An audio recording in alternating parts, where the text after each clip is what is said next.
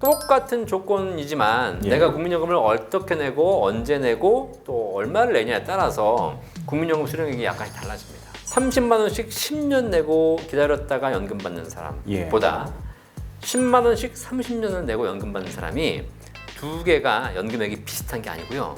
후자가 더블로 많아요.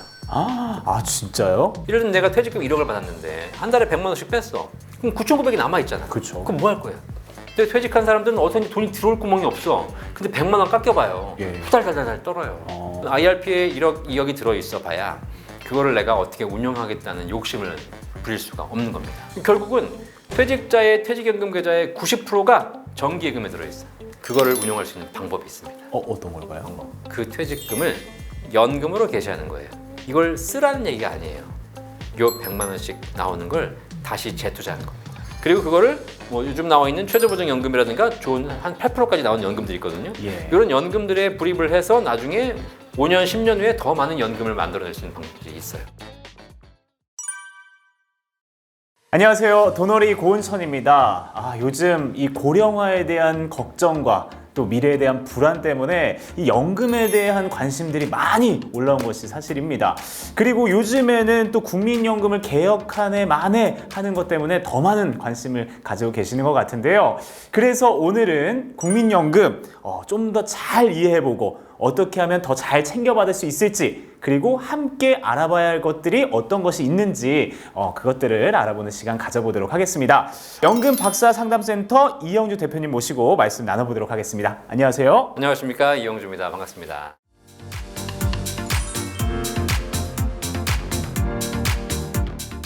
국민연금 하면은 이 얘기를 안 꺼낼 수가 없을 것 같은데, 최근에 이 국민연금 보험료가 인상된다고 발표를 했어요.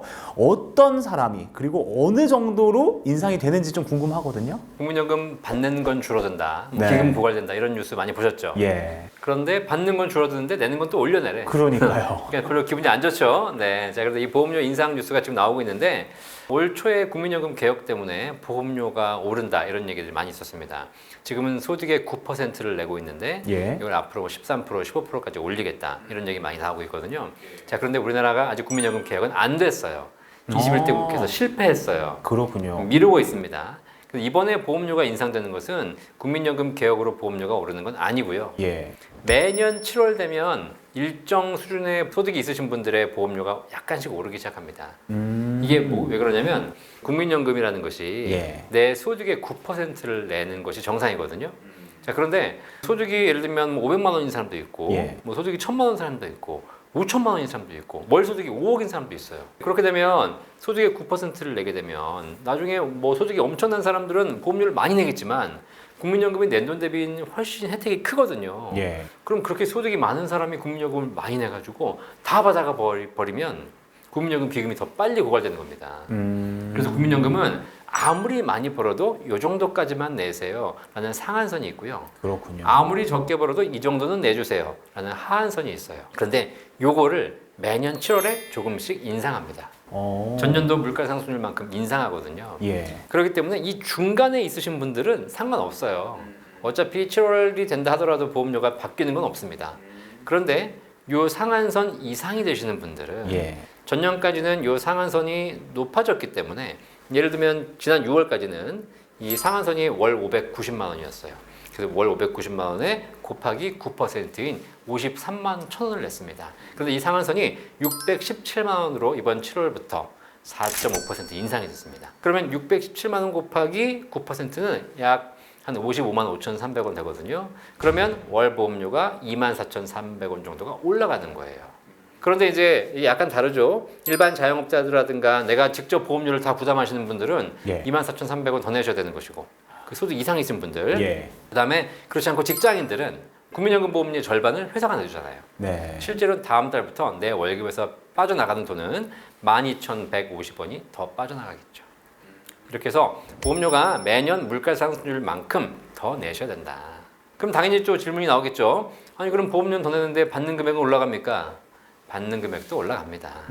이게 보험료 올라가는 만큼 연금 받는 금액도 매년 물가 상승률 연동해서 올라가거든요. 그래서 우리 진행자님도 마찬가지겠지만 내가 작년에 국민연금 공단 가가지고 내가 받는 연금액을 조회해 봅니다. 그럼 이 정도로 냈을 때 65세부터 한 달에 100만 원 나옵니다. 이렇게 뜨거든요. 근데 내가 올해 조회합니다. 올해 1년 지나서 난 달라진 건 아무것도 없이 꾸준히 내고 있을 뿐이에요. 그런데 내가 조회하면 분명히 작년엔 100만 원이라고 나왔는데 올해는 102만 원, 103만 원 이렇게 올라갑니다. 아, 그렇군요. 아니 근데 또 이제 국민연금을 열심히 불입을 했는데 네. 나중에 이걸 못 돌려받는 경우도 있다고 하더라고요. 그런 네. 경우는 어떤 경우인가요? 국민연금을 열심히 내시면 당연히 받겠죠. 네. 낸 만큼 받고 뭐 평생 받고 그리고 국민연금은 오래 사시면 사실 낸 것보다 훨씬 많이 받는 그런 연금 제도이기 때문에 굉장히 좋은 제도인 건 사실이에요. 예. 그런데 안타깝게도 국민연금을 제대로 못 받는 케이스들이 좀 있습니다. 어떤 거죠? 사실 국민연금은 오래 살면 많이 받아요. 예. 그런데 일찍 돌아가시면 조금 문제가 생겨요. 자, 이게 대표적인 게 국민연금 이제 유족연금이거든요. 예. 내가 받다가 사망하게 되면 내가 받던 연금의 한 40에서 60%를 유족에게 지급하는 것이 바로 유족연금 제도입니다. 한번 생각해 보시면 내 평생 연금 받는데 예. 내가 받다 죽으면 내가 받던 연금액의 절반 이상을 배우자 평생에 또 주는 거예요. 아. 되게 좋은 제도예요, 이거. 왜냐면 일반 개인연금은 그런 게 어디 있어요. 예, 못 받으면 그렇죠. 끝인 거고 뭐 남은 금액은 돌려주겠지만 이 사람 죽을 때까지 평생 준다는 건 되게 좋은 제도죠. 이게 언제 만들어졌냐면 국민연금이 처음 88년도에 시작됐을 때 대부분 다 직장 가입자들, 직장인들 위주로 국민연금이 시작됐거든요. 근데 그 당시에는 대부분 다 외벌이였잖아요. 예. 그러니까 이제 사실 남자들은 직장 생활하면서 월급 받고 국민연금도 준비하니까 내 노후도 보장되는 겁니다. 근데 집에서 살림하시는 주부들 같은 경우에는 소득이 없지 않습니까? 그쵸. 국민연금 대상자도 아니에요. 그러니까 그분들은 노후 연금이 없는 겁니다. 남편이 살아계시면 같이 받으면 되는 거지만 남편이 돌아가시면 그분들은 노후가 정말 준비된 게 없는 거죠. 그래서 국민연금을 남자가 가입했다 하더라도 이 가입자가 혹시 사망하더라도 그 못 받은 연금의 일정 기호를 배우자에게 평생 주자. 굉장히 좋은 제도로 만들어진 게 유족연금이에요. 그런데 그 당시에는 외벌이였어요. 근데 요즘은 맞벌이가 많아요. 그렇죠. 그 다음에 배우자들도 설령 주부라 하더라도 내 스스로 국민연금을 준비해야 되겠다라고 마음먹어서 임의가입을 통해서 따로 본인의 국민연금을 만들어가고 있습니다. 자, 그러면 이렇게 둘 다 국민연금이 있는 거잖아요, 부부가. 자, 그러면 부부가 100년 해로하시면 이 두 분의 연금을 평생 받을 수 있습니다. 예. 아무 문제가 없어요. 예. 그런데 한 분이 돌아가시면 문제가 생겨. 내가 예를 들면 200만 원 받다가 사망을 했는데 거기에 뭐 절반 이상이니까 거의 한 120만 원 정도가 배우자에게 지급합니다. 예. 지급하려고 봤더니 배우자가 본인 국민연금이 있는 거예요. 이미. 예, 그 두 개를 원래는 중복해서 받으면 되게 좋겠죠. 그렇죠. 근데 제도상 중복 수급이 안 돼요. 아. 둘 중에 하나를 포기해야 돼요. 그러면 이제 어떤 일이 벌어지냐?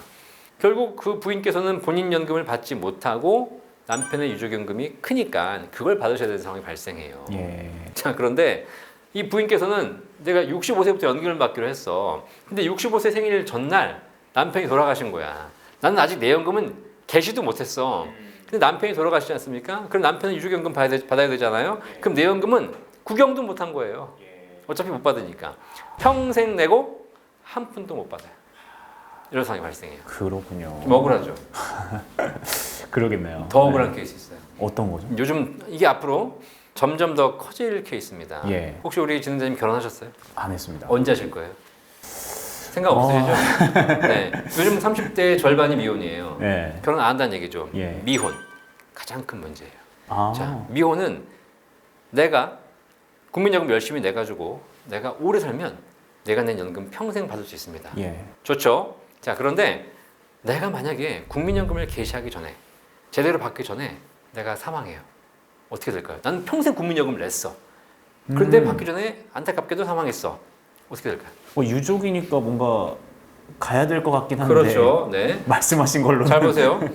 개인 자산은 개인 연금, 뭐 개인 주식, 개인 부동산은 내가 혹시라도 못 받고 사망하면 남겨진 자산이 상속이 됩니다. 그러면 내가 못 받고 가지만 상속되면 가족, 부모님 혹은 뭐 조카, 사돈의 팔촌 그리고 남한테도 줄 수 있어요. 네. 죽기 전에 그냥 뭐 이영주한테 주겠다. 예. 하고 죽으시면 돼요. 그럼 저한테 옵니다. 예. 그리고 안 되면 기부를 해도 돼요. 내 재산이니까 내가 못 받은 건 다 정리하고 갈 수 있습니다. 예. 그런데 국민연금, 유족연금은 그렇지 않아요. 내가 평생을 내고 내가 못 받았잖아요. 예. 그러면 돌아가시면 유족에게 지급되는데 유족의 범위가 제한되어 있어요. 첫 번째, 배우자. 자, 근데 미혼인데 배우자가 있어 없어? 없죠. 없잖아요. 두 번째가 25세 미만 자녀. 자녀 있어 없어? 없겠죠. 내가 지금 이혼인데 자녀가 어디 있어? 물론 저기 뭐 숨겨둔 자녀가 있으면 모르겠지만 네. 없어요. 이제 결국은 뭐냐면 배우자 없고 자녀 없기 때문에 한 푼도 남겨줄 수 없어요. 마지막 한 가지가 더 있는데 예. 그게 바로 뭐냐면 60세 이상 부모님께 드릴 수 있습니다. 내가 못 받았으니까 예. 내가 유족연금을 아직까지 부모님이 살아계실 수 있다면 예. 부모님한테 유족연금 드리고 가는 겁니다. 아, 그런데 부모님에게 드리려면 조건이 있어요. 그냥 안 줘. 어떤 거죠? 돌아가시는 시점에 그 사망 시점에 부모님과 주민등록상 같은 거주지에 거주하고 있어야 돼요. 와, 왜 그럴까요? 같이 살고 있어요? 아, 저는 따로 살고 있어요. 따로 살고 있잖아요. 요즘 예. 다 누가 부모님하고 살려고 해요. 독립해 살려고 하지. 예. 그럼 끝이에요. 죄송하지만 우리 진행자님이 지금 국민연금 내고 계시죠? 그죠? 얼마나 내셨는지 모르겠지만 내일 돌아가시면 전부 국고의 기석이에요. 아, 그렇군요. 네, 그거 알고 계셔야 돼요. 자, 그러면 부모님한테 유족연금을 지급하려면 예. 같이 살고 있지 않더라도 조건이 하나 있는데 그게 뭐냐면 정기적으로 부모님한테 용돈을 드렸다는 증빙이 있어야 돼요. 아, 부양하고 있다는. 그렇죠. 부모님한테 내가 용돈 받은 게 아니고 내가 부모님한테 용돈을 드렸다는 증빙이 있어야 돼요. 근데 그런 사람이 어디 있어 지금. 그래서 어렵네요. 국민연금을 평생 내고도 혹시라도 일찍 돌아가시면 싹 날리고 전부 국고에 기속됩니다. 세 번째, 진짜 억울한 케이스가 있어요. 이거는 못 받을 걸 알면서 내는 경우입니다. 살다가 젊을 때 이제 배우자가 사망을 했어요. 자, 그러면 유족연금이라는 것이 꼭 나이 들어서 받는 건 아니고요. 예. 언제 사망하든 관계없이 국민연금 가입자가 사망하게 되면 일정 금액의 연금을 유족에게 지급을 하거든요. 자, 그러면 예를 들면 남편이 사망을 했어. 내가 아직 나이 40대밖에 안 됐어. 예. 근데 유족연금 받잖아요. 예. 뭐 한 50만 원, 100만 원 받겠죠. 자, 근데 지금 남편이 일찍 사망했으니까 나는 지금 이제 살림도 살아야지, 애도 키워야지, 뭐 월세도 내야지 할 게 많잖아요. 근데 이제 가장이 사망을 했으니 대책이 없잖아요. 예. 그러니까 이제 어떤 생각을 하냐? 유족연금만으로 부족하니까 내가 일을 해야 되겠다. 그 전까지는 주부였고 살림만 했지만 이제 일을 해야 되겠다라고 해서 직장에 취직을 합니다. 네. 열심히 일해가지고 월급 받아. 예. 근데 월급에서 보니까 월급 받을 때 보니까 뭘 떼? 월급 받을 때 떼는 게 네 가지가 있어요. 예. 4대 보험, 예. 그죠? 국민연금, 건강보험료, 그다음에 뭐 고용보험, 산재보험 띄지 않습니까? 예, 그렇죠. 자, 그거 띄는 건 의무예요. 자, 그래가지고 물어봐. 그럼 내가 국민연금을 내네. 나는 지금 국민연금 공단에서 유족연금 받고 있는데 나는 국민연금을 보험료를 또 내고 있는 거야. 물어봐요, 전화해가지고. 제가 지금 취직을 해가지고 국민연금 보험료 이렇게 월급에서 띄어가고 있는데 나중에 얼마 받습니까? 라고 물어보니까 이렇게 내가지고 나중에 65세 받는 금액 보니까 한 4, 50만 원밖에 안 돼. 그러면 제가 유족연금 받고 있으니까 유족연금 100만 원과 내가 지금부터 열심히 일해서 납부하는 국민연금 4, 50만 원 함께 받을 수 있습니까? 받을 수 있어 없어? 없을 것 같은데요. 중복수급이 안 돼. 둘 중에 큰 거 선택해야 돼요. 그럼 뭐가 더 커? 유족연금이 훨씬 큰 거예요. 그죠? 그러면 나는 내 본인 연금을 받을 수 없어요. 근데도 어쩔 수 없이 나가게 되네요. 그렇죠. 다시 얘기해. 그럼 저는 못 받을 게 확실한데 지금 안 내면 안 됩니까? 안 됩니다. 아. 국민연금은 의무납입이기 때문에 예. 안 내는 방법이 있어요. 일을 안 하는 거예요. 네. 그런데 소득이 있어서 회사에서 자동으로 뛰어가는 것, 그거는 무조건 내셔야 돼요. 이런 경우는 못 받을 게 확실함에도 불구하고 내야 되는 거예요. 사실 국가 입장에서는 제도가 그런 것이기 때문에 유족연금 제도 좋은 제도가 많기 때문에 낼 건 내셔야 됩니다라고 얘기하지만 예. 뭐 국가 입장에 이해가 안 되는 건 아니지만 이걸 내는 사람 입장에서는 좀 억울한 게 있는 거죠. 그런데 요즘에 좀 관심이 이렇게 많아지다 보니까 같은 뭐 비슷한 조건인데도 불구하고 수령액에서 좀 차이가 나는 네. 그런 경우들이 있는 것 같더라고요. 네. 그래서 어떤 경우에서 그런 것들이 있는지, 그리고 국민연금을 좀 더 예상 수령액보다 더 많이 받을 수 있는 방법이 있는지 궁금합니다. 개인 자산하고 개인 투자만 생각하시는 분들이 국민연금과 같은 선상에서 비교하면 안 돼요. 왜냐하면 개인은 내가 돈을 내서 거기서 벌어들인 수익에 대해서 받는 거죠. 수익이 생길 수 있고 손실이 생길 수도 있는 거지만 네. 적어도 내가 선택한 투자에 대해서 결과를 그대로 받아들이는 거잖아요. 그렇죠. 만약에 수익률이 동일하다면 100만 원 낸 사람과 200만 원 낸 사람은 더블 차이가 나는 겁니다. 당연한 거죠. 더 많이 낸 사람에게 더 많이 받는 것이 맞는 거잖아요. 예. 근데 국민연금은 그렇지 않아요. 그렇군요. 국민연금은 약간 사회복지제도 성격이 있어서 소득 재분배 기능이 있어요. 이게 무슨 얘기냐면 적게 내는 사람도 있고 많이 내는 사람도 있는데 예. 적게 버는 사람한테 적게 걷고 많이 버는 사람한테 많이 걷어서 비슷하게 나눠주는 거죠. 그래서 상대적으로 적게 번 사람은 낸 돈 대비 가성비가 좋아요. 반대로 많이 번 사람은 낸 돈 대비 가성비가 약간 떨어집니다. 그래서 이런 걸 우리가 연구하다 보면 똑같은 조건이지만 예. 내가 국민연금을 어떻게 내고 언제 내고 또 얼마를 내냐에 따라서 국민연금 수령액이 약간씩 달라집니다. 하나 사례를 드리면 예. 국민연금은 사실 의무나 비용이기 때문에 내가 뭐 조절할 수는 없지만 뭐 임의가입자라든가 사업자 중에 일부 조절이 가능하신 분들이 있다면 예. 지금 우리 진행자님이 뭐 30살이라고 치죠. 예. 자, 내가 지금부터 국민연금을 낼 건데 한 달에 30만 원씩 지금으로부터 10년간 납부를 하고 예. 그리고 20년간 기다렸다가 65세부터 연금 받는 방법이 있어요. 예. 첫 번째. 예. 두 번째, 한 달에 30만 원씩 10년을 내는 것이 아니라 3분의 1인 10만 원씩 한 달에 10만 원씩 30년을 내요. 그리고 65세 연금 받는 방법이 있어요. 예. 둘 다 납부 원금은 똑같아요. 30만 원씩 10년 내도 3,600이고 10만 원씩 30년을 내도 3,600이에요. 네. 근데 하나는 첫 번째 거는 빨리 냈고 네. 두 번째 거는 조금씩 천천히 냈어요. 예. 자, 상식적으로 둘 중에 어느 게 더 연금액이 많을까요? 상식이에요, 상식. 처음에 빨리 내는 게 더 많지. 당연하죠. 네. 처음에 빨리 냈기 때문에 더 많은 금액이 들어가 있고 얘네가 수익이 나면 더 많은 연금액이 쌓여서 천천히 낸 사람보다는 훨씬 더 많은 연금액을 받는 것이 상식이지 않습니까? 그렇죠. 국민연금 반대예요. 30만 원씩 10년 내고 기다렸다가 연금 받는 사람보다 10만 원씩 30년을 내고 연금 받는 사람이 두 개가 연금액이 비슷한 게 아니고요. 예. 후자가 더블로 많아요. 아 진짜요? 네. 내가 조절이 가능하다면 나는 한 번에 많이 내는 것보다 적은 금액으로 길게 내는 것이 훨씬 더 유리해요. 또 하나 국민연금은 추후납부라는 것도 있어요. 추후납부가 뭐냐면 과거에 안 낸 거를 나중에 낼 수 있도록 해주는 겁니다. 과거에 내가 그냥 임의로 막 그냥 개기고 안 내고 이런 건 연체고 예. 그게 아니라 뭐 실직이라든가 뭐 몸이 아프다든가 여러 가지 사유로 돼서 내가 못 냈던 기간이 있습니다. 그걸 나중에 낼 수 있는 게 추후납부거든요. 예. 그 추후납부라는 것이 내가 과거에 안 낸 기간이 예를 들면 3년치가 있습니다. 그걸 지금 낼 수도 있고 내일 낼 수도 있고 예. 연금 개시 전까지 언제든지 낼 수가 있어요. 나는 고민 좀 해보는 거야. 너무 꿀팁인데요? 그렇죠? 네. 자, 그런데 이게 있어요. 그러면 빨리 내는 게 좋은 거 아니냐? 예. 물론 빨리 내면 연금 수령액이 늦게 낸 사람에 비해서 조금은 유리합니다. 빨리 내는 게 추후납부 빨리 하는 게 좋긴 해요. 그런데 어떤 사례가 있었냐면 어떤 분이 전화가 왔는데 이제 자기 어머님께서 추후납부를 했어요. 3천만 원. 예. 그리고 3개월 후에 돌아가셨어요. 그럼 어떻게 했는지 아세요? 추후납부를 해서 연금액을 늘려놨잖아요. 예. 연금액을 늘린다는 얘기는 나중에 내가 오래 살 때 연금 많이 받으려고 늘려놓은 건데 그렇죠. 이분이 일찍 돌아가신 거예요. 예.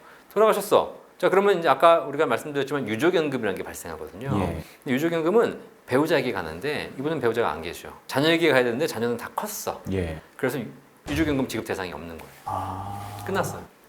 장례비 받고 끝났어요. 3천만 원 냈는데. 네, 근데 이거 3천만 원 내고 장례비 얼마더라? 한 500만 원이니까 받고 끝났어요, 그냥. 아 진짜요? 네, 한 푼도 못 받았어요. 평생 내고도 못 받은 거고. 야. 그러니까 이런 경우에는 좀 일찍 내는 것이 좀 불리할 수 있어요. 또 하나가 뭐냐면 지금 국민연금 제도가 개혁되고 있거든요. 근데 지금 개혁안에 뭐가 나오고 있냐면 소득대체율이라는 용어가 나오고 있습니다. 소득대체율이 나중에 연금을 지급받을 때 얼마를 줄 것이냐 이기 때문에 소득대체율이 높아질수록 내 연금액이 올라가요. 현행 기준으로는 소득대체율이 조금씩 떨어지고 있습니다. 예. 지금 현재 42% 구간을 지나고 있어요. 그런데 지금 연금개혁이 뭐라고 나왔냐면 이걸 43, 45로 올리자 이런 얘기가 나와요. 그게 가능한가요? 뭐 그러니까 왜냐면 더 내고 더 받자로 가는 그게 이제 그 보통 진보 쪽이 아니거든요. 그럼 보험료도 올리지만 받는 금액도 올리자는 겁니다. 만약에 이 안이 통과가 되면 소득대체율이 지금은 2024년 현재는 42인데 만약에 내년에 개혁이 돼가지고 45로 올라갔다. 그럼 내년부터는 45예요. 자, 그럼 어떻게 되냐면 올해 추납한 사람들 바보 되는 거예요. 올해 추납한 사람들은 42로 적용받아요. 근데 내년에 45로 바뀐 다음에 추납한 사람들은 45로 적용받기 때문에 연금액이 거의 한 10% 가까이 올라갑니다. 그렇군요. 똑같은 금액을 더 늦게 했음에도 불구하고 연금액이 더 높아지는 거죠. 제도가 어떻게 될지 모르는 상황에서 만약에 지금보다 더 유리한 조건으로 바뀐다면 지금 하는 게 바보가 되는 거죠. 또 더 많이 받을 수 있는 방법 뭐가 있냐면 국민연금은 좀 일찍 받을 수 있고 늦춰 받을 수 있어요. 내가 예를 들면 65세에 연금을 개시하기로 했다. 예. 그게 정상 개시 연령이다. 예. 그럼 65세부터 받으면 되거든요. 예. 그런데 좀 소득이 좀 없거나 어려우신 분들은 일찍 받잖아요. 네. 좀 땡겨달라. 난 돈이 없어가지고 지금 61세인데 지금도 굶어 죽을 것 같다. 그러면 국민연금을 당겨줍니다. 그걸 조기 수령이라고 해요. 그러면 1년 당길 때마다 6%씩 감액이 됩니다. 그러니까 내가 원래는 65세에 받아야 될 연금이 100만 원인데 64세부터 1년 당겨받으면 94만 원씩 평생 줘요. 2년 단계 받으면 88, 3년 단계 받으면 82, 4년 단계 받으면 76, 그리고 5년을 단계 받게 되면 30%가 감액된 70만 원을 평생 받게 돼요. 일찍 땡겨 받는 것이 좋은 것인가? 한번 생각해 볼 필요가 있어요. 그렇죠. 자, 늦춰 받을 수 있거든요. 65세에 받을 수 있는데 65세에서 1년씩 늦춰 받을 수 있고요. 최대 5년까지 늦출 수 있는데 그러면 1년에 7.2%씩 연금이 올라가요. 올해 받으면 100만 원이지만 내가 올해 안 받고 내년부터 받을게. 그럼 예. 107만 2천 원씩 평생 주고 내후년에 받을게. 그러면 114만 원씩 평생 주고 5년을 다 늦춰 받으면 136만 원을 평생 줘요. 그렇군요. 자, 그럼 우리가 상식적으로 한번 생각해 봅시다. 내가 1년을 당겨 받으면 6%씩 깎인 금액으로 평생 받고 예. 1년을 늦춰 받으면 7.2%씩 올려간 금액으로 더 평생 받아요.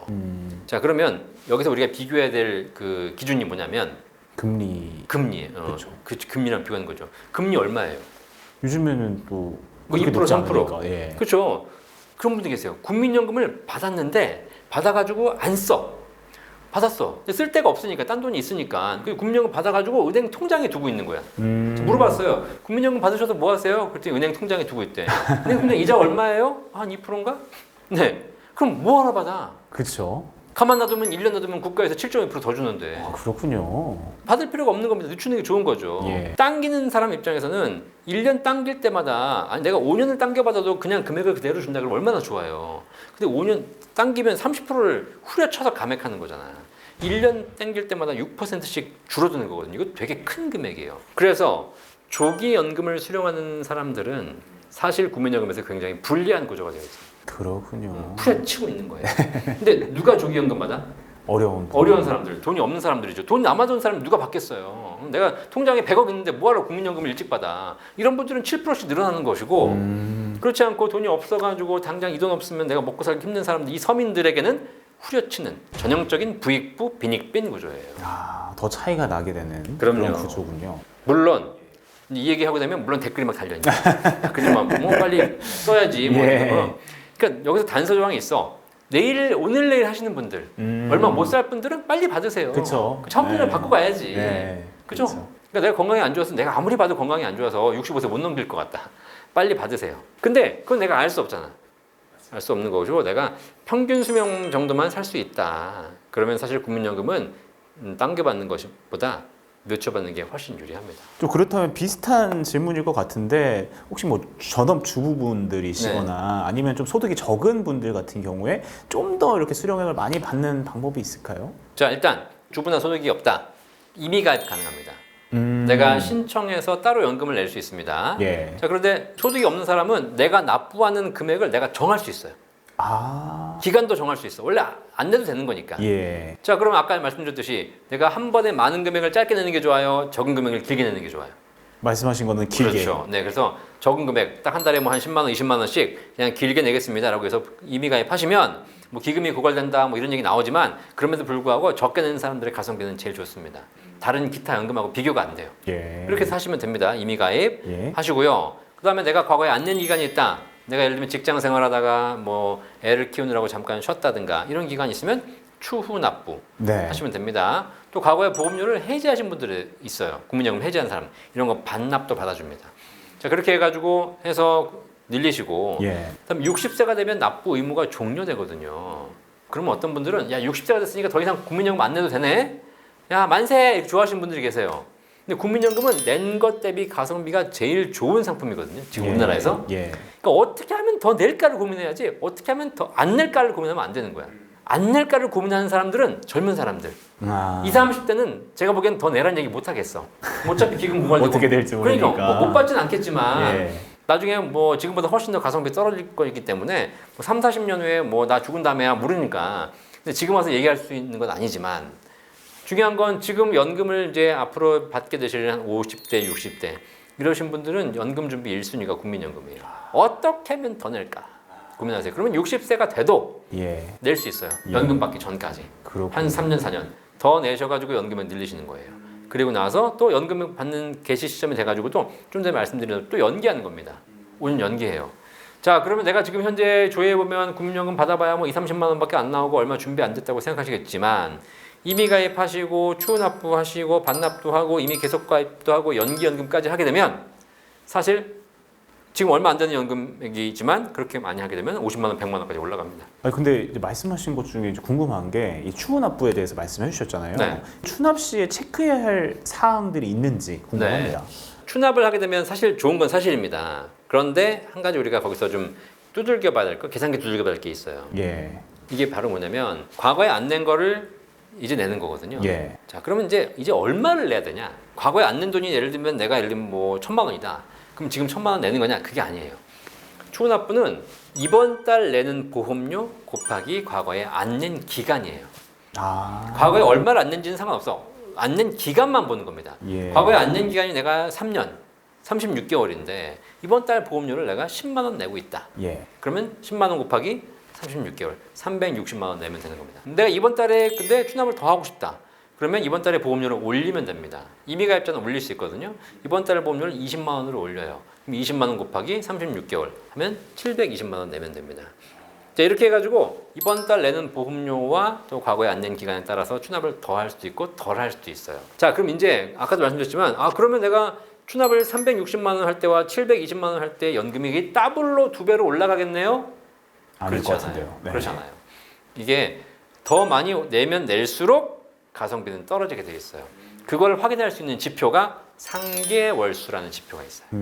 국민연금공단에 전화하셔가지고 제가 추후납부 할 건데 얼마를 더 해야 됩니까? 라고 물어보셔서 그럼 얼마를 더 합니다 라고 알려주지 않습니까? 그럼 그 다음에 물어보실 게 뭐냐면 좋아요. 그러면 제가 이렇게 돈을 더 내면 상계월수가 얼마가 됩니까? 라고 물어보시면 돼요. 예. 그러면 국민연금공단에서 이제 막 허걱하는 거야. 아, 그래요? 이런 걸 어떻게 알지? 상계월수가 뭐냐면 내가 낸 돈 아까 720만 원 뭐 이런 돈 있잖아요. 그 내가 낸 원금을 회복하는 데 걸리는 시간이에요. 내가 예를 들면 추후납부를 1,000만 원 했는데 예. 한 달에 연금이 10만 원 늘어난대. 자, 그러면 한 달에 10만 원씩 받으면 1,000만 원 다 받으려면 100개월이 걸리잖아요. 예. 그럼 대략 100개월이니까 한 8년 해서 9년 사이에 원금이 회복되는 겁니다. 자, 그러면 우리가 이제 여기서 공부를 좀 하셔야 되는데 상계월수가 짧은 게 좋아요? 긴 게 좋아요? 원금을 회복하는 기간이 짧은 게 좋아요? 긴 게 좋아요? 짧은 게 좋죠. 짧은 게 좋죠. 그래서 여러분들이 항상 추후납부하실 때 체크할 사항이 뭐냐면 이걸 할까 말까를 고민하시는 분들이 굉장히 많으신데 할 때 내가 보험료에 따라서 이만큼 할 수도 있고 저만큼 할 수도 있거든요. 그걸 하면서 상계월수를 물어보세요.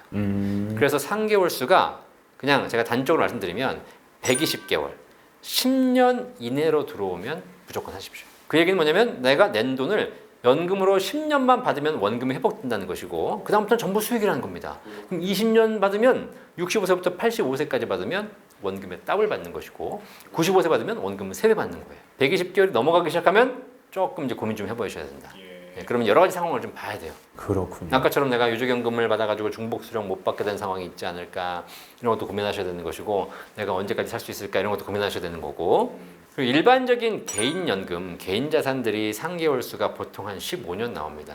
내가 낸 원금을 받는데 한 최소 10에서 15년은 받아야 내가 낸 원금 받고 그 다음부터 수익 받는 구간이 나오거든요. 예. 그런데 국민연금은 그거보다 짧아요.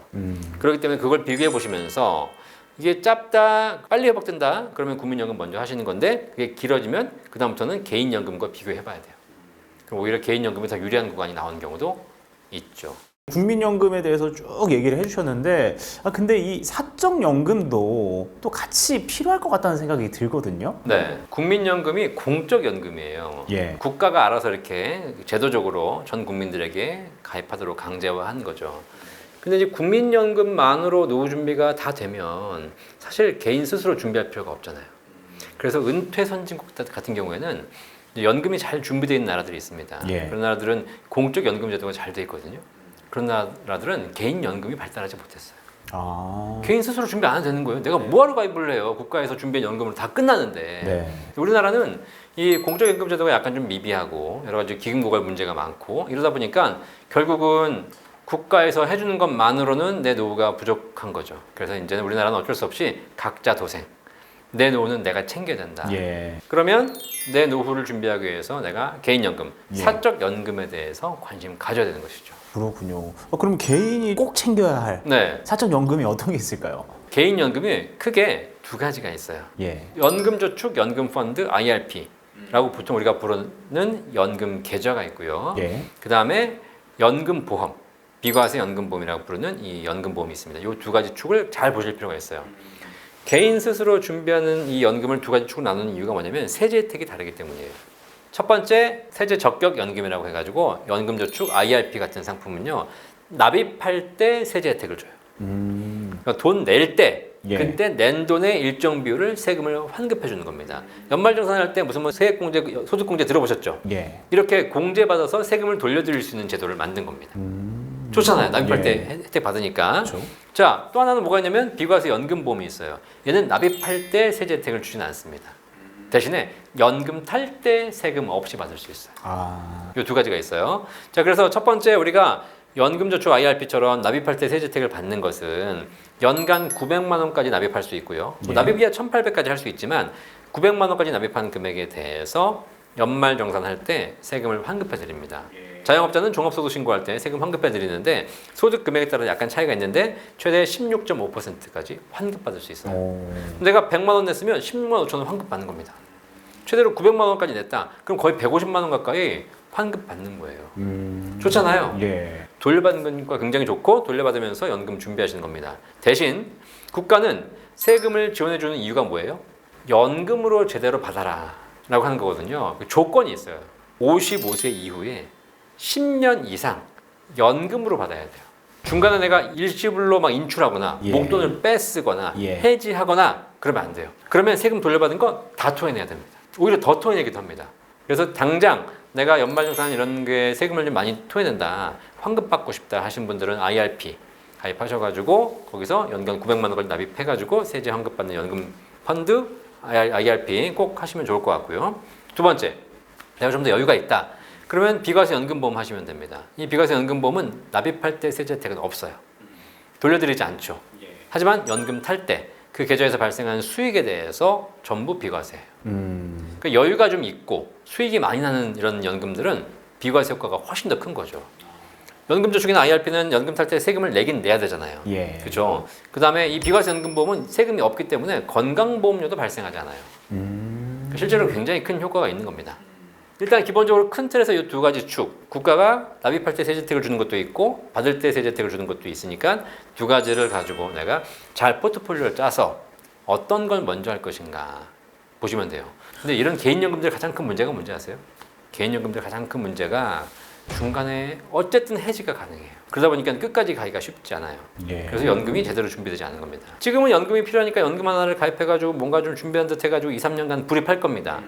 근데 하다 보니까 지금 말씀하신 대로 내가 뭐 결혼을 해야 돼. 그럼 결혼 자금이 필요하잖아요. 집을 사야 돼. 전세 보증금이라도 있어야 되지 않습니까? 그럼 내 자산 탈 털어보니까 연금에 들어있는 거야. 그럼 어떻게? 그거 깨야 돼요. 결혼 안 할 수는 없잖아. 예. 그러니까 그걸 깨는 거예요. 그럼 중간에 해지하면 어떻게 돼요? 세금 다 토해내야 되고 페널티 물어야 됩니다. 안 하는 일만 못 하는 거예요. 그렇군요. 예. 물론 부모님이 부자여가지고 부모님이 집도 해주고 뭐 결혼도 시켜주고 뭐 애들도 다 키워주고 뭐 이러면 그런 집에 태어난 사람들은 걱정 없지. 네. 근데 그렇지 않고 내가 모든 걸 마련해야 되는 상황에서는 사실상 해봐야 중도에 포기하더라. 내가 개인연금을 준비하면서 내가 이걸 할 수 있을까? 혹은 뭐 좀 어떻게 좀 내다가 좀 안 내다가 뭐 이런 방 없을까? 라고 생각하는 분들이 계시잖아요. 집어쳐요. 애초에 하지 마. 그런 생각을 한다는 것 자체가 이미 나는 서민이야. 이 사회에서 서민은 점점 어려워질 수밖에 없어. 그렇죠? 예, 그러면 어설프게 그냥 내가 나도 할 수 있을 거라고 생각하지 마세요. 그냥 안 하는 게 나아. 예. 근데 또 궁금한 게 이렇게 국민연금과 함께 이 퇴직연금도 뭔가 노후자금의 한 축으로 네. 생각이 되는 것 같은데 네. 이 뭐 DB형, DC형 이런 것들에 대한 의견들이 여러 가지가 있는 것 같아요. 네. 어떤 게 좀 더 좋을까요? 퇴직연금 관리는 딱 두 가지로 나누셔야 돼요. 재직 중, 퇴직 후 나뉘는 거예요. 자, 재직 중 내가 직장 다니고 있어. 예. 그러면 내 월급의 뭐 1년 연봉의 한 달치가 한 달치 월급이 퇴직금으로 적립이 되지 않습니까? 예. 뭐 DB든 DC든. 근데 DB는 확정 급여형 받을 금액이 정해져 있는 거기 때문에 내가 운용할 필요는 없어요. 근데 DC는 내가 운용해야 돼. 예. DB와 DC를 잠깐 설명드리자면 DB형 퇴직금은 Defined Benefit 받을 금액이 정해져 있는 금액이에요. 자, 그러면 DB형 퇴직연금의 연금 받을 금액을 공식을 보면 퇴직 전 3개월 평균 급여 곱하기 근속연수예요. 자, 그러면 내가 퇴직금, 내 DB형 퇴직금을 많이 받는 방법은 변수가 두 가지잖아요. 퇴직 전 3개월 평균 월급을 올리는 방법과 예. 근속 기간을 올리는 방법이에요. 예. 자, 그러면 그걸 딱 두 개를 듣고 있으면 생각하는 거야. 내 퇴직금 올리면 어떻게 되지? 열심히 일하면 돼요. 열심히 일해서 승진해가지고 퇴직 직전 3개월 평균 급여만 올리면 돼. 그러면 내 퇴직금이 엄청 늘어나는 거예요. 예. 내가 30년 이 회사에 일을 했는데 29년 동안 월급이 100만 원이었어. 근데 마지막 1년 동안 월급이 1000만 원이었어. 그리고 30년 일했어. 내 퇴직금 얼마? 1000만 원 곱하기 30년. 그죠? 네, 그렇게 받아 나오는 거예요. 그러니까 퇴직 직전 3개월 평균 임금만 올리면 돼요. 그럼 열심히 일해가지고 사장님한테 잘 보이고 뭐 화이팅! 이렇게 하면서 이제 30년간 일하면 되는 겁니다. 수익률 고민할 필요 있어 없어? 없어요. 예. 왜냐면 내 퇴직 연금에 수익률이라는 변수가 없거든. 수익률은 사장님이 고민하는 거예요. 그런데 내가 DC형 퇴직 연금으로 이제 바꿨어요. 혹은 회사에 DC형밖에 없는 경우가 있죠. 그건 Defined Contribution, 확정 기여형. 내는 금액이 정해져 있는 겁니다. 내는 금액이 정해져 있지만 나중에 얼마를 받을지는 운용해봐야 아는 겁니다. 운용을 어떻게 할까? 고민하셔야죠. 제가 전문가로서 알려드리는 방법은 뭐냐면 연금이라는 것은 단타 치는 주식하고는 다르다.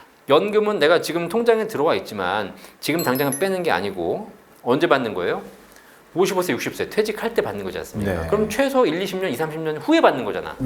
그러면 내가 이 퇴직연금을 운영하면서 맨날 무슨 주식 공부하고 시장 공부하면서 오늘은 이 펀드를 샀다가 내일은 팔고 또 내일은 저 ETF를 샀다 팔고 뭐 이렇게 해가지고는 지쳐요. 그래서 그냥 우량한 펀드, 뭐 우량한 ETF를 사서 바이 앤 홀드 30년간 묻어둔다는 전략으로 꾸준하게 가시는 것. 그게 퇴직연금을 가장 잘 운영하는 방법. 여기까지가 재직중. 자, 재직중의 특징은 뭐냐면 운용만 할 수 있지 뺄 수 있다 없다? 없다. 빼려면 퇴사를 해야 돼요. 그렇죠, 그렇죠. 네, 내가 뭐 직장이 좋으면 퇴사 안 하잖아요, 그죠? 그렇게 해서 내가 열심히 운영하셔가지고 이제 55세, 60세 퇴직을 합니다. 자, 퇴직을 하면 DC형, DB형에 있는 퇴직금을 이제 회사에서 이제 IRP로 줍니다. 퇴직하는 날 인사팀에서 전화 오거든요. 예. 자, 퇴직금 받으셔야 되니까 IRP 계좌 좀 알려주세요. 그럼 이제 IRP 계좌를 은행에 증권가서 만드는 거야. 만들어가지고 계좌 알려주면 그쪽으로 퇴직금이 들어옵니다. 예. 자, 그러면 이제 그 퇴직금을 내가 일시불로 뺄 수 있어요. 대신 일시불로 빼려면 퇴직소득세를 다 내시면 돼요. 근데 퇴직소득세는 그렇게 크진 않아요. 예. 보통 한 2, 3% 내외. 예. 그러니까 크지 않으니까 그거 빼고 그리고 일시불로 인출하셔도 됩니다. 대신에 국가는 일시불로 빼지 마라 제발 연금으로 받아야 된다. 그래가지고 IRP에 들어온 퇴직금을 10년 이상 연금으로 나눠 받게 되면 내야 될 퇴직소득세의 30%에서 40%를 절약해주는 그런 세제 혜택을 주고 있어요. 그래서 나중에 내가 조금이라도 세제 혜택을 받고 싶다. 그러면 일시불로 빼지 말고 반드시 10년 이상 연금으로 나눠 받으시면 돼요. 자, 그런데 나눠 받을 수 있지. 나눠 받는 건 받는 거잖아. 근데 중요한 건 그 안에 들어있잖아요 지금. 예. 예를 들면 내가 퇴직금 1억을 받았는데 한 달에 100만 원씩 뺐어. 그럼 9,900이 남아있잖아. 그렇죠. 그럼 뭐 할 거예요? 그러니까요. 그것도 운용해야 되잖아요. 그죠? 그것도 뭐 지금까지 해왔듯이 그것도 운용을 해야 되는 거예요. 근데 여기서 고민이 생겨. 내가 젊을 때는 어차피 인생은 한방. 뭐 그래서 코인 하는 친구도 있고, 뭐 주식해서 뭐 불릴 수도 있겠지. 그리고 퇴직금 자체가 뭐 1,000만 원, 2,000만 원밖에 안 된다. 그럼 뭐 한번 해보자. 라고 해가지고 뭐 주식형 펀드 이런 데 넣을 수가 있어. 예. 근데 막상 이제 60세에 퇴직해가지고 퇴직금 1억을 받아 나오잖아요. 그러면 이제 60세가 되면 생각이 바뀌어. 30대하고 60대하고 생각이 달라. 어떻게 다를까요? 어떻게 다를까? 잘 생각해봐. 30대는 좀 안정적이게 되는. 그렇죠. 30대는 공격적이에요. 뭐 인생 한 방인데 1억 있는데 만약에 1억에서 100만 원 깎여봐요. 젊은 사람들은 1억 100만 원 깎여봐야 이게 다시 한 방이지. 이게 가능하고 내가 열심히 일해서 벌지. 가능해. 근데 퇴직한 사람들은 어떻게 돈이 들어올 구멍이 없어. 근데 100만 원 깎여봐요. 예. 후달달달 떨어요. 결국은 퇴직금 IRP에 1억, 2억이 들어있어 봐야 그거를 내가 어떻게 운영하겠다는 욕심을 부릴 수가 없는 겁니다. 결국은 퇴직자의 퇴직연금 계좌의 90%가 정기예금에 들어있어요. 안전한 정기예금. 예. 금리는 낮더라도. 그리고 그걸 투자해야 된다? 쉽지 않아. 투자하시는 분들이 있어요. 퇴직금 말고도 재산이 수십억 있는 사람들. 그런 사람들은 투자해. 그런데 내가 퇴직금밖에 없다? 그럼 투자 못해요. 그럼 그냥 계속 그냥 저금리로 가야 되잖아. 그거를 운용할 수 있는 방법이 있습니다. 어떤 걸까요? 방법이 뭐냐면 퇴직금 통장에 1억 있지 않습니까? 예. 1억을 내가 운용하려니까 고민스럽잖아요. 예. 그 퇴직금을 연금으로 개시하는 거예요. 연금으로 한 달에 100만 원씩 연금으로 받는 겁니다. 예. 자, 그러면 말씀하실 게 뭐냐면 나는 지금 당장 연금 필요 없다. 근데 뭘 연금을 개시하냐? 좀 늦게 개시하지. 근데 늦게 개시하려고 거기 둬봐야 정기예금이란 얘기예요. 그러면 개시하는 겁니다. 자, 개시하면 한 달에 100만 원씩 연금으로 나오죠. 예. 이걸 쓰라는 얘기가 아니에요. 요 100만 원씩 나오는 걸 다시 재투자하는 겁니다. 자, 그러면 어떤 효과가 발생하냐면 첫 번째, 1억을 가지고 운용하게 되면 내가 목돈을 운용해야 되기 때문에 되게 리스크가 커져요. 그럼 주가가 10% 빠졌다 그럼 1,000만 원 날아가요. 그런데 한 달에 100만 원씩 연금 받아서 이 100만 원씩 투자하게 되면 적립식 투자 효과가 발생합니다. 그러면 우리가 적립식 투자를 하게 되면 위험이 분산돼요. 예. 큰 금액이 한 번 들어가는 것이 아니라 차근차근 들어가기 때문에 위험이 줄어들고 그리고 안정적인 수익을 만들 수 있는 기반이 돼요. 그래서 그 100만 원 가지고 주식을 사든 펀드를 사든 적립식을 할 수 있는 것이고요. 최근에 나온 연금 중에서 그 100만 원씩 내면서 또 다른 더 좋은 연금으로 바꿀 수 있는 방법도 있습니다. 오. 그 100만 원을 받아서 IRP 또 다시 만들어가지고 IRP 넣어서 또 세액공제 받으신 분도 계세요. 그리고 그거를 뭐 요즘 나와 있는 최저보장연금이라든가 좋은 한 8%까지 나온 연금들이 있거든요. 예. 이런 연금들에 불입을 해서 나중에 5년, 10년 후에 더 많은 연금을 만들어낼 수 있는 방법들이 있어요. 근데 기본적인 전제는 목돈으로 운영하기 쉽지 않기 때문에 연금으로 개시해서 그 연금을 재투자해서 나중에 더 많은 연금 만들어가는 방법들이 있으니까 이런 거 활용해 보시면 실제로 퇴직연금 운영에 고민하시는 분들이 굉장히 많거든요. 이런 것들에 대한 좋은 방법이 생길 수 있습니다. 마지막으로 네. 은퇴를 앞두고 있는 분들에게 네. 이 노후연금 고민이 많으실 것 같거든요. 네. 한 말씀 해주신다면. 은퇴를 앞두고 있는데 고민이 든다. 그건 뭐 준비를 안 하셨을 수도 있겠지만 예. 제가 지금 최근에 만나서 상담해 본 분들 중에서 국민연금만 꾸준하게 준비해 오신 분들도 사실 노후에 연금이 꽤 많이 나와요. 그다음에 국민연금도 없고 별 준비한 게 없다. 그러신 분들에게는 마지막 주택연금 꼭 한번 고민해 보십시오. 오. 어쨌든 우리나라 사람들은 부동산에 대한 관심이 높았잖아요. 지난 수십 년간. 예. 그래서 은퇴 시점에 다른 건 다 없어도 집 한 채는 들고 있는 분들이 많아요. 물론 집도 없다. 그럼 어쩔 수 없는 것이지만 내가 하다못해 변두리 외곽에 빌라라도 한 채 있다. 예. 그럼 내가 집이 있는 거거든요. 그 집을 가지고 주택연금을 받을 수 있는 방법 꼭 한번 생각해 보셔라. 이게 우리나라가 부동산 중심의 자산 구조가 높기 때문에 우리나라에 특별히 만든 제도가 2008년도부터인가 시행된 제도거든요. 내 집을 담보로 이 집에 살면서 평생 연금 받을 수 있는 제도가 주택연금 제도예요. 예. 그래서 주택연금 얼마 지급되냐면 70세에 가입하시게 되면 시세로 1억당 월 30만 원 나옵니다. 그럼 내가 집값이 3억이다. 그럼 90만 원씩 평생 받을 수 있어요. 내 집값이 5억이다. 150만 원씩 평생 받을 수 있습니다. 이 집에 살면서.